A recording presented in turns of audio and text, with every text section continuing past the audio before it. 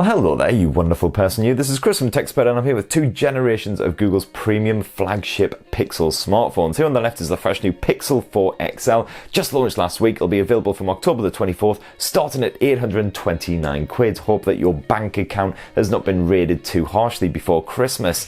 And here on the right, you've got last year's effort. The Google Pixel 3 XL did cost you £869 for the lower storage model. That's going to come down in price now with the launch, of course, of the Pixel 4. So stay tuned for more information on the pricing of that. My full Pixel 4 XL review should be going live as this video also hits the interwebs, but I thought I'd do a side-by-side with last year's Pixel 3 XL just to see if Pixel 3 owners should consider an upgrade to Pixel 4, or if you don't have either of these smartphones, should you save a little bit of cash, get the Pixel 3 instead of the fresher new 4 XL. And for more on the latest and greatest mobile tech, please do plug subscribe and ding that notifications bell. Cheers. And first up, there's now a massive difference between them in terms of the actual dimensions. They're both 6.3-inch handsets, although the Pixel 3 XL definitely is a little bit chunkier than the new Pixel 4 XL. It'd be a bit more clear if I just launch up an app like YouTube or something. You can see there that obviously the bezel situation has definitely changed. The Pixel 3 XL had a big fat bezel down below, and then this weird little mustache notch which jutted quite far into the display up top. That's completely switched around here for the Pixel 4 XL. There's no mustache notch, just a big fat bar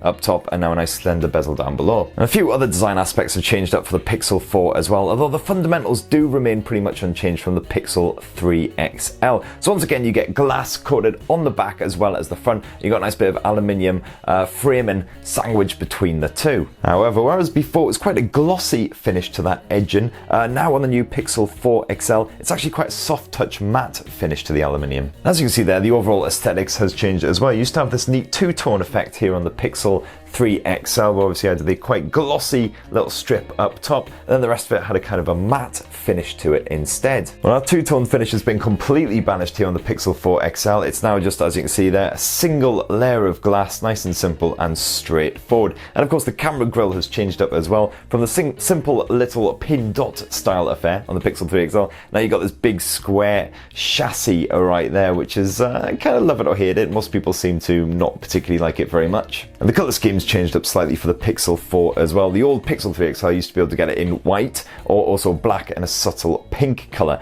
Black and white options are still available for Pixel 4, but now the third option is a very vibrant, also orange effort, which is, yeah, very eye-popping. And the Pixel 4 XL's got a bit more of a heft to it compared with the older one, 193 grams compared with 184 grams, so not exactly a massive step up, and they're both IP68 dust and water resistant too. And what about the actual software running on them both? Well, the Pixel 3 XL has now been updated to the latest Android 10, so it's basically running the same software as the Pixel 4 XL. That means, of course, you get the lovely dark mode and all those sort of features that go along with it. However, there are some differences in the features between these two Pixel handsets. For one, that rear-mounted fingerprint sensor has been culled from the Pixel 3 XL. So here on the Pixel 4 XL, you just use a bit of face recognition instead. So far, it seems to work really, really nicely, very fast and responsive and accurate. And because the Pixel 4 has a built-in radar as well, it can actually sense when you're reaching for the phone. It'll then activate that face unlock, and as you can see, boom, you're straight into your desktop, so no need to swipe or anything. Because you've got a couple of other bonus little features like live transcribing and stuff in there. Go check out my full in-depth Google Pixel 4 XL tips and tricks guides going live on Tuesday for an in-depth look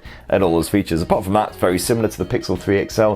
They top off at Wi-Fi 5 support, there's no 5G. You've got eSIM support on there as well as nano SIM, and of course the Google Assistant. Just give the phones a little squeeze and up they pop. Now, as I mentioned before, they both rock a 6.3-inch screen. It's an OLED panel with a nice bit of Quad HD plus resolution on the go as well, full HDR smarts and everything, the whole kit and caboodle. So as you can see there, you get great looking images, really nice contrast, sharp contrast, very true to life blacks, and very nice natural looking colors, but those colors can really pop when they need to as well. And of course you can play around with the settings in the actual display settings. And of course you zoom all the way in Netflix, you don't have that little notch jutting its way into the screen, but unfortunately on YouTube that ain't the case. Unfortunately, you do have that here on the Pixel 3 XL in good old YouTube, not so much the case on the Pixel 4. The sound quality is absolutely fantastic on both of these devices as well. You got a nice stereo speaker set up on both of them, so let's just boost the Pixel 4 XL all the way up to the top. Try that out.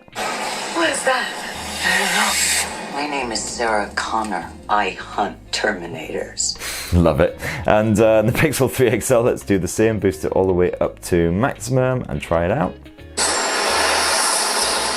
What is that?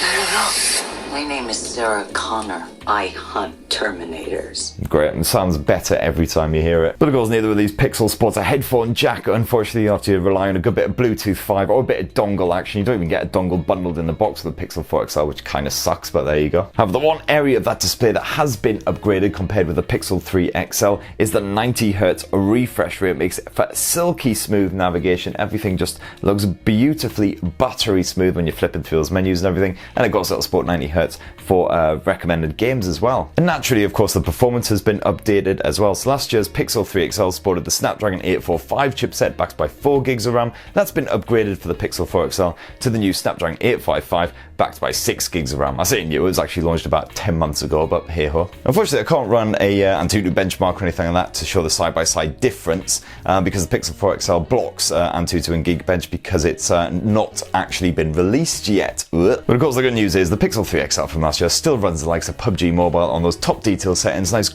beautiful buttery smooth frame rates, so definitely do not worry if you're looking for a swift handset that can handle everything you throw at it. The Pixel 3 XL definitely does the job nicely. As for the battery tech, that has also been upgraded, which is a great relief. Here on the Pixel 4 XL, it's now a 3700 mAh cell compared with the 3430 found in the Pixel 3 XL. So the Pixel 3 XL would still last you a full day even with pretty intensive use. The Pixel 4 XL is basically guaranteed, absolutely no worries. You get 18-watt fast charging in there, same as before as well, and again Qi wireless charging too. And no difference as far as the storage goes. You get a choice of 64 or 128 gig options. There's no micro SD memory card support, unfortunately, but you do get unlimited Google Photos support for all of your pics and home movies. Now the final upgrade is of course that camera tech. As you can see now, you've got a dual lens setup compared with the single lens of yesteryear. So the Pixel 3 XL had a 12.2 megapixel f1.8 aperture lens with optical image stabilization. That's been slightly improved here on the Pixel 4 XL. It's now an f1.7, but the same general setup.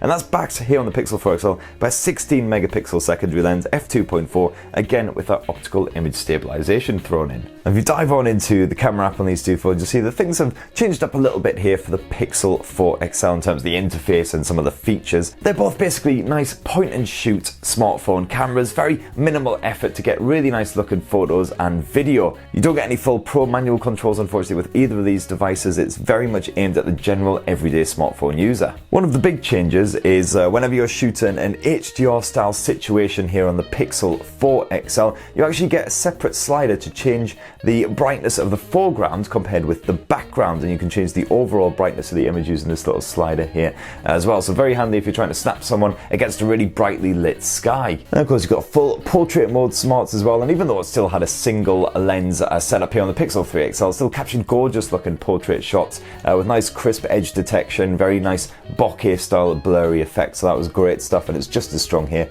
on the Pixel 4 XL. And of course, night sight makes a very welcome return as well, and it's been improved and updated here on the Pixel 4 XL. You can even shoot the night constellations apparently if you've got a nice starry sky above you, which here in London I've got jack shit hope of anything resembling that, unfortunately. And the rest of the setup is very, very similar. You can once again, of course, shoot video at up to 4K resolution at 30 FPS, or if you bump it down to full HD, then you can shoot it at 60 frames per second instead. And you got a handful of bonus modes as well, including slow motion and time-lapse video, and of course the likes of the photosphere, the panorama, shenanigans like that. Now, if we swap around to the front-facing cameras, the roles have actually been reversed, because you actually have a dual lens setup here on the Pixel 3 XL, whereas it's only a single lens here on the Pixel 4 XL. In all cases, 8 megapixels. And of course, you can zoom right the way out here on the Pixel 3 XL. You get very ultra-wide angle setup here on the Pixel 4 XL as well, so you can capture big group of mates having a great time, lots of bands, etc., or just lots of background action, whatever you are